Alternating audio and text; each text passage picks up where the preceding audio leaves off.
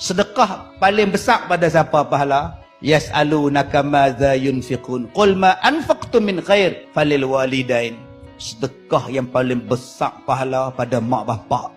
Bawalah mak makan. Mak, siap. Bang maghrib cik ambil. Kita pergi makan tom yam. Mak makan tom yam 2 sudu. Makan nasi goreng 2 sudu habis. Lah mak awak tak habis. Aku kenyang tang dia makan. Kita tu kan berhabis. Besar pahala.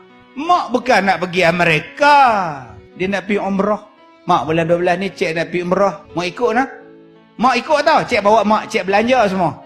Lapangnya mak. Anak ni bawa pergi umrah.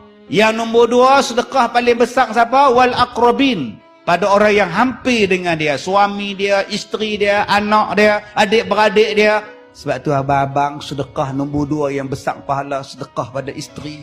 1 suap nasi yang isteri makan, 1 pahala. Bayangkan isteri abang kuat makan. Makcik-makcik sedekah paling besar pahala depan mak bapak kita pada suami kita. Nombor 3, pada siapa sedekah paling besar? Anak yatim. Nombor 4, fakir miskin.